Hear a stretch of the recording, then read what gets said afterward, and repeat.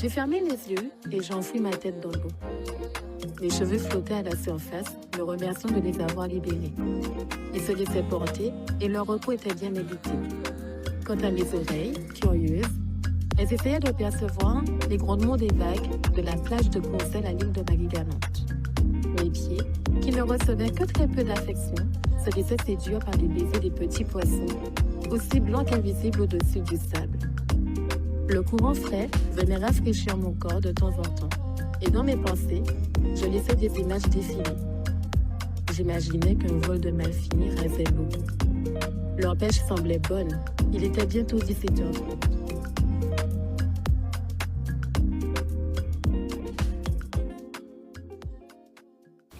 Oui, bonjour Manick, et par quoi on va commencer? Alors, on va commencer par partir au téléphone, parce que ce samedi 28, nous aurons une lecture théâtralisée avec la médiathèque du Moule, avec une autrice, Cynthia Gokoul, qui a obtenu le prix Fedcamp de Marie Scondé en 2024, si mes souvenirs sont bons. Et justement, elle nous fera l'honneur d'une lecture théâtralisée, dite théâtralisée. Et elle va nous expliquer, donc on a pu la joindre au téléphone. Elle est en Guadeloupe en ce moment. Et ce que je trouve extraordinaire, là je vais faire un aparté, c'est-à-dire que elle est en stage parce qu'elle vit à Paris et elle voulait absolument faire son stage en Guadeloupe puisqu'elle est guadeloupéenne. Et c'était important. Donc à tous nos jeunes qui nous écoutent et qui sont en France hexagonale, si vous avez l'opportunité de venir faire vos stages en Guadeloupe, n'hésitez pas. Bah oui, enfin, ouais. C'est une opportunité. Oui, tout à fait. Donc alors, est-ce qu'elle est en ligne avec nous ? Elle est là au téléphone? Oui, on l'a. Oui, bonsoir. Bonjour, pardon. Non, il est passé midi, ça va, c'est bonsoir. C'est bon, je peux dire le bonsoir? Tu peux, Cynthia, il n'y a pas de souci. Comment vas-tu? Je vais bien et vous? Très bien, merci. Alors, merci de répondre à cet appel et de nous expliquer un petit peu. Donc, la première question, c'est qu'est-ce que c'est qu'une lecture théâtralisée? Alors, une lecture théâtralisée, c'est très simple. En fait, je serais... alors, déjà, pour commencer, c'est une lecture qui sera adaptée aux enfants à partir de 5 ans. Donc, justement, j'ai adapté en façon théâtre pour pouvoir pour pouvoir illustrer plus facilement le livre. Donc, en fait, c'est un livre qui est écrit pour les ados, jeunes âges, enfin, ados, adultes, que j'ai voulu adapter aux enfants. Donc du coup, c'est une lecture de plusieurs textes que j'ai écrits, de mes nouvelles, dans lesquelles que j'ai sélectionné spécialement pour les petits. Et derrière moi, pendant ma lecture, il y aura des comédiennes qui vont mimer, qui vont jouer les textes lus. D'accord. Tout simplement. Une lecture théâtralisée. Donc c'est-à-dire que on est pratiquement dans. Alors c'est presque un film animé où justement donc il y aura la voix et c'est ce qui est intéressant avec le travail de Cynthia, oui. Puisque Cynthia est aussi la narratrice de son ouvrage. Donc un travail de voix avec des danseuses, c'est bien ça? Oui, il y aura des danseuses parce qu'en fait j'ai voulu mettre en avant toutes les danses, toutes les traditions guadeloupéennes. Donc, on aura de la biguine, il y aura un petit peu de broca, il y aura vraiment des personnages typiques que j'ai voulu mettre en avant avec nos danses et notre culture, tout simplement. D'accord. Et pourquoi avoir choisi ce type de lecture plutôt qu'une lecture classique? Parce que généralement, il faut le savoir, Cynthia nous accompagne sur le Salon international du livre d'Abidjan, où là, on est sur de la lecture en live. Et pourquoi avoir plutôt choisi donc cette lecture théâtralisée plutôt qu'une lecture classique? Parce que c'est plus parlant. J'aime beaucoup le ludique. J'ai remarqué... Alors, je travaille depuis plusieurs années avec des enfants. Et ils aiment l'interaction. Ils aiment quand on leur parle. J'aime partager avec eux et ils le rendent. Et c'est une façon aussi de voir, de comprendre s'ils vont aimer le texte, de les faire entrer aussi d'entrer dans le jeu avec moi et de partager. Alors c'est vrai, ce qui est intéressant, c'est-à-dire qu'au-delà du livre et de cette lecture théâtralisée, il existe aussi un spectacle autour de cet ouvrage. Oui. Est-ce que tu peux nous en dire Exactement. plus? Alors, le spectacle s'intitule Les souvenirs de Naya. Parce que, alors, pour remettre dans le contexte, le livre s'appelle J'étais assistant au petit banc. Le premier personnage qui apparaît dans le livre s'appelle Naya, donc une jeune fille qui revient aux sources, qui plonge la tête dans l'eau et qui fait ressurgir tous ses souvenirs d'enfance. Elle s'assoit sur un banc et elle raconte un peu tous ses souvenirs d'enfance. Donc les souvenirs de Naya. Donc Naya, c'est cette petite fille assise sur son banc qui raconte ses souvenirs d'enfance aux enfants. Donc il y a des choses qui parlent aux parents, il y a des passages qui parlent aux enfants, il y a des enfants qui découvrent. Et justement, on a fait en sorte de mettre le livre en spectacle, donc avec Angel Event, la production Angel Event, qui passe justement dans les écoles, les centres de loisirs. On fait des spectacles à la demande, mais on a aussi des spectacles fixes. Et comme j'ai pas pu faire venir toutes mes comédiennes, et que ça me tenait quand même à cœur de faire vivre le livre et faire vivre Naya, on a créé le spectacle, la lecture théâtralisée avec des comédiennes qui viendront quand même porter des costumes et qui viendront présenter les personnages qui sont sortis du livre. D'accord. Danick, une question ? Non, mais je voulais savoir un peu du point de vue de sa créativité, parce que tu m'as dit qu'elle est guadeloupéenne. Est-ce qu'il y a un petit peu de créole dans son travail ? Alors, est-ce qu'il y a... Oui. Alors, le texte n'est pas écrit en créole. Il y a des mots créoles qui sont retraduits dans le texte. Oui. Pendant le spectacle, il y a pendant le spectacle. En fait, mes personnages sont des personnages typiques des Antilles. On a des personnages qui représentent des arbres, donc le flamboyant. On a des personnages qui représentent nos expressions, comme Diab Kamali, fille derrière l'église. On a des personnages qui représentent une jeune indo-guadeloupéenne qui va nous raconter son enfance quand elle était dans la cour de l'école en tant qu'indienne et guadeloupéenne, comme elle l'a vécu.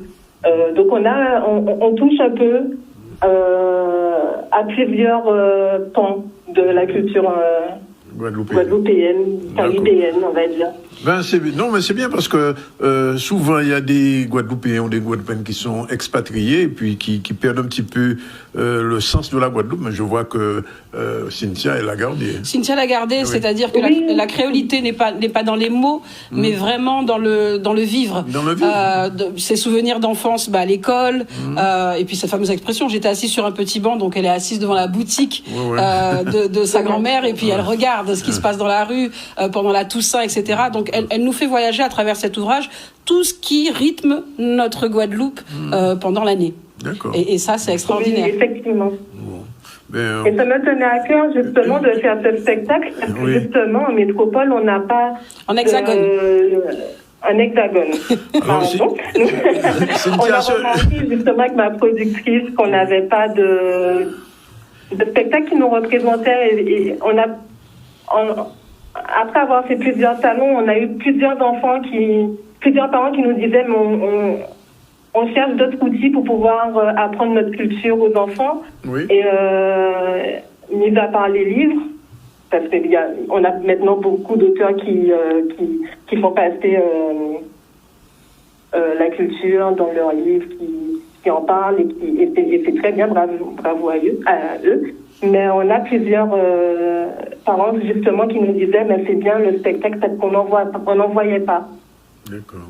De toute façon, Cynthia, une fois que vous viendrez en Guadeloupe, vous serez bien accueillis dans notre émission, avec plaisir. Que ce soit un vendredi ou autre jour, mais on vous attend déjà. Hein. Ah, merci beaucoup. J'ai déjà eu un très bel accueil ici par téléphone, donc j'imagine que sur place, ça doit être extraordinaire. Ah non, mais ça, sur notre plateau, ça va être encore mieux. Donc, on attend ce moment. De toute manière, je sais que Malik nous tiendra informés. Oui, bien sûr. Oui, donc, je la ferai repasser avant qu'elle ne quitte le département. Voilà. Merci Cynthia. Et à bientôt. À bientôt, Cynthia. Merci beaucoup. Au revoir. Deuxième partie. Oui, alors toujours à la médiathèque du Moule. Alors c'est vrai que ville du Moule, ville d'art et d'histoire, donc il y a beaucoup de choses qui se passent. Ce samedi, c'est Une voix, une histoire qui va co-animer une rencontre autour de la romance. Romance et regard critique, c'est ça? Oui, romance et regard critique, puisque voilà, on a aujourd'hui plusieurs courants dans la romance, notamment un qui défraie la chronique. C'est la dark romance. Ouais. On a actuellement même des ouvrages qui sont retirés à la vente. Ah bon, retirés à la vente? Oui. Pourquoi? Parce que un dernier ouvrage de dark romance, en tout cas, prônait la pédophilie. Oui, la pédopornographie. Oui, c'était assez violent. Donc, ce sont des lecteurs qui ont alerté. Et effectivement, ce livre a été retiré à la vente. Mais l'objectif, c'est vraiment, justement, sur cette romance et ces différents courants de romance, pas d'interdire, parce que plus on interdit, plus les gens vont chercher. Ah ben oui, voilà. j'en sais quelque chose, oui. C'est ça. Mais c'est vraiment d'alerter et de comprendre, en fait, ce qu'on a entre les mains et jusqu'où on peut aller, surtout lorsque on n'est pas regardant et qu'on s'autorise à acheter ce type d'ouvrage pour une jeunesse qui n'est pas armée, en tout cas, pour lire ce type de livre. Censure, enfin, moi, je le dis, pour la censure, c'est jamais nécessaire. C'était quand même de l'apologie au viol chez les mineurs, le dernier ouvrage. Ah oui. Le dernier ouvrage, à ce niveau-là? C'était violent. C'était pour avoir pu lire quelques extraits avant qu'il ne soit retiré. Oui. Même moi, j'en ai été malade. Ça laisse des images dans la tête qui ne sont pas du tout agréables. Et une voix, une histoire, comme tu dis, n'est pas là pour dire ce qu'il faut lire ou ne pas lire. Non, on est là encore une fois pour sensibiliser, faire comprendre ce qu'il y a, sachant que, quand j'avais été au collège de Grand Camp, des élèves m'avaient demandé si en audiobook je mettrais de la dark romance. Non. Non, quand même pas. C'est un choix éditorial. Non plus que Spotify n'a pas d'interdit, c'est ça? Oui, c'est ça. Pour les jeunes, donc on peut pas... Non, là, il y a des limites, et c'est-à-dire que je ne peux pas, en tout cas, rentrer dans un schéma où on est dans l'apologie de la violence faite aux femmes ou faite aux enfants, etc. C'est juste pas possible. Ah non, ça, on peut pas accepter ça. Donc, voilà. Mais on est vraiment là pour sensibiliser, pas pour interdire. Alors, globalement, au Moule ce week-end? Alors, au Moule ce week-end, oui, tout à fait. Alors, 2 manifestations, donc romance et la lecture théâtralisée, sans oublier quand même un événement particulier. On a parlé de cet ouvrage-là. J'ai vu Kindy qui est passé. Oui. Comptabule. Oui, Comptabule, oui. Comptabule, oui, il faut en parler. Oui, il va falloir en parler sérieusement maintenant. Demain, il y a une manifestation, je le dis, à Descrilands, le cosplay. Mais tout de suite après, on passe le Comptabule. C'est ça. Donc, on demande aux jeunes Guadeloupéens de s'inscrire. Alors, il y a un non-jeune qui m'a appelé, qui m'a dit, est-ce que c'est réservé qu'aux jeunes? Alors, qu'est-ce que c'est un non-jeune? Quelqu'un qui a plus de 30 ans. Ouh là là, ça veut dire que je suis vieille. Attends, je réfléchis. Alors, est-ce qu'on accepte les gens qui... Alors, en tout cas, pas de professionnels. Pas de professionnel. Voilà, c'est ça qui n'a pas encore publié. Exactement, tout à fait. Pas de professionnel. Mais oui, je pense que ça peut. Ça peut le faire. Ça peut le faire. Et puis après, on verra. Parce que c'est souvent, là, c'est notre première édition, voir si on ne crée pas quelque chose à l'intérieur pour différencier par rapport à un plus jeune public de 8-9 ans, etc. Voilà. Mais l'objectif, quand même, c'est que tout un chacun puisse s'amuser à travers l'exercice d'écriture et proposer. Alors, ensuite, on m'a posé aussi la question, un conte en français ou en créole? Hybride. Moi, je dis les deux. Les deux, oui, hybride. C'est ça qui est intéressant. Le premier, je me souviens quand j'étais lycéen, la première fois j'avais Contes et légendes des Antilles. C'est un petit livre, il n'y avait que des contes, mais en français. Ouais. D'accord, oui, c'est vrai. Bien, bon. Pas d'autres manifestations ce week-end? Alors il y a la fête du crabe, là aussi, qui va commencer. C'est déjà ce week-end? C'est ce week-end, avec une grande manifestation avec le réseau des médiathèques du Nord-Grande-Terre. Pas Nord-Grande-Terre. Si, Nord-Grande-Terre, Moule, c'est ça, oui, voilà. Bien ça, et qui seront donc à l'habitation Néron. Donc il y aura des dictées créoles. Les éditions d'Aigmaron vont organiser une rencontre autour des contes et jeux traditionnels. Donc oui, la fête du crabe, ça commence, la Pâques arrive là. Ah oui, c'est vrai. Faut se mettre déjà dans l'ambiance. Oui, bien sûr, et du manger crabe. Oui, exactement. Bien. Et pareil, vous les crabes à moune. Bon. Voilà, c'est fini pour aujourd'hui. Tu as tout dit? Oui, j'ai tout dit, oui, ça va. Bon. Alors, non, j'ai pas tout dit. Qu'est-ce qui manque? J'ai oublié quelque chose. Vas-y. Je souhaiterais remercier CAPES. qui nous accompagne sur notre voyage en Côte d'Ivoire pour le Salon international du livre d'Abidjan. Ça, c'est important. C'est du 28 avril au 2 mai. D'accord. Et CAPES, autre la région qui est notre partenaire principal. Officiel. Oui. CAPES aussi est entré dans la danse. Tu vois. Et donc, une entreprise guadeloupéenne pour accompagner notre entreprise guadeloupéenne. C'est super, j'adore. Bon. Alors, on m'a dit de dire 2 petits mots sur un spécial, une édition spéciale Maryse Condé, une femme forte. C'est France Antille qui va sortir ça. D'accord. Et c'est notre amie, c'est une femme plaisante.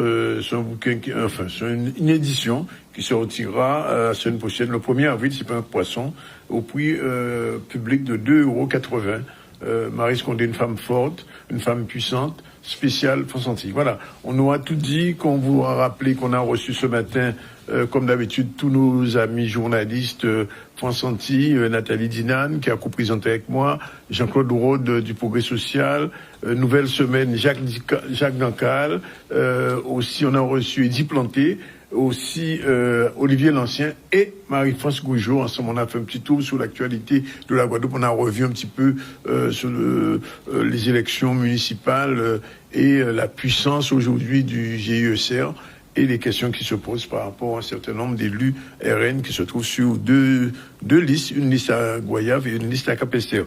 Et puis, nous avons reçu Madame Gladys Francis tout à l'heure. Elle est venue en Guadeloupe, elle est la doyenne de Sacramento pour un travail important de liaisonnage qui se fait entre son université et des jeunes lycéens guadeloupéens. Voilà. On a pratiquement tout dit. L'essence, ça va augmenter probablement. Le préfet l'a expliqué pendant près de 3 minutes pour nous dire que finalement c'est une hausse modérée, mais on attend le 1er avril et le poisson. Et puis, voilà.